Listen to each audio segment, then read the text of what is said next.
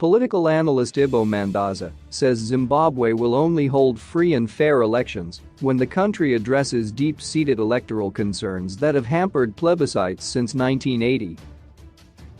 Mandaza said while the Zimbabwean opposition has been rejuvenated by the Zambian elections, where President Hakainde Hichilema replaced Edgar Lungu in a smooth transfer of power, there must be a strategy to curb electoral theft.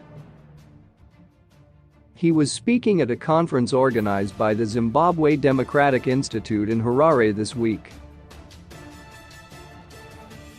Facing elections in 2023 is not a trivial task for Zimbabweans, no matter how encouraging the results from elections in Malawi and Zambia. Thus, we must be able to see where the problems are in detail and have a strategy to overcome these, or at least, be able to describe them in sufficient detail to foster strong international pressure for the needed reforms. Failing this, the exposure must be sufficient to call the election unfree and unfair prior to the poll and pose an alternative to accepting another illegitimate election in Zimbabwe, Mandaza said. Electoral theft has become a cancerous practice that negates the will of the people, he noted. He said lethargy in the Southern African Development Community, SADC, with regards to reversing this anomaly, continues to affect electoral outcomes. It is doubtful that there has ever been a fully democratic election in Zimbabwe since, and including, 1980.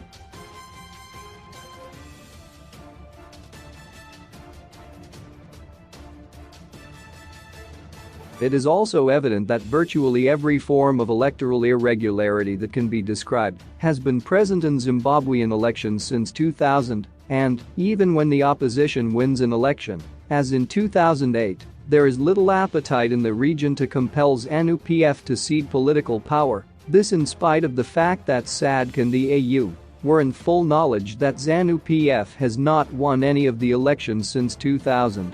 He also said the census that will be conducted before the 2023 elections should be carefully managed to deal with disputes of delimitation and the number of voters in a constituency. The census, which should be completed before the election, must be carefully analyzed for the likely distribution of voters per constituency. The numbers will guide delimitation and allow a challenge when voter registration exceeds the number of probable voters in a constituency. For example, in 2013 there were 63 constituencies that had more voters than indicated by the census.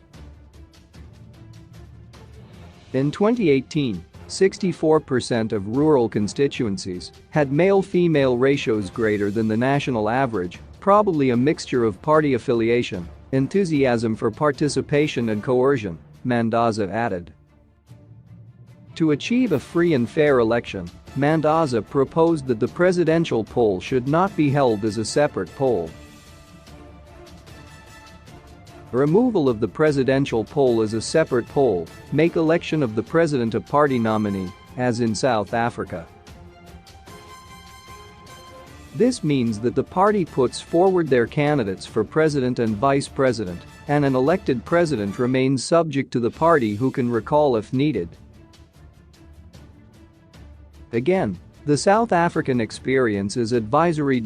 These two changes would almost certainly reduce the problems about registration. All parties would want as many people registered as possible in order to maximize their presence in parliament, Mandaza added. Zimbabwe has a history of disputed elections, with the opposition MDC accusing ZANU-PF of rigging the 2008 and 2018 elections.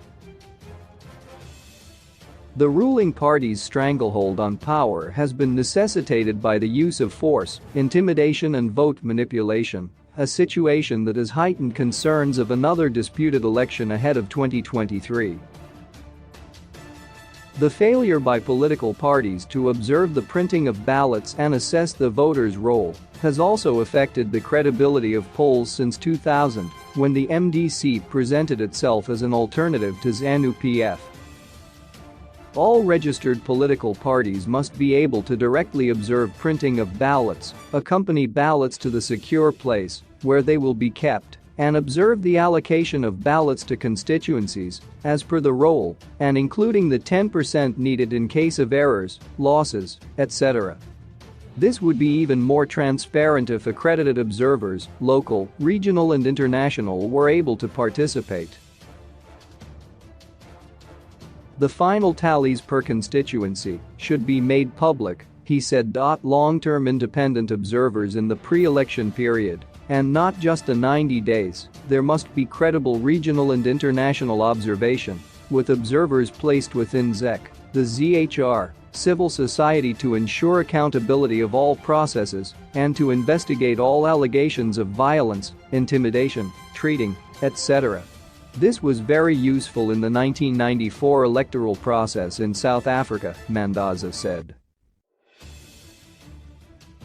The publication of results at polling stations has also been problematic, with opposition poll observers often failing to gain access to primary residue that proves electoral rigging. Recording and publicizing results. When it comes to the vote, any citizen should be able to record the final result at a polling station in any manner seen fit, and to be able to publish the result. If the result is final and published outside the polling station, then it is public, and there can be no restriction in distributing it. Any interference with someone recording a result should be a criminal offense. This is the protect your vote component of the campaign and should allow radio stations and the press to publish results as they come in. This is highly abused by requiring only ZEC to release results, he said.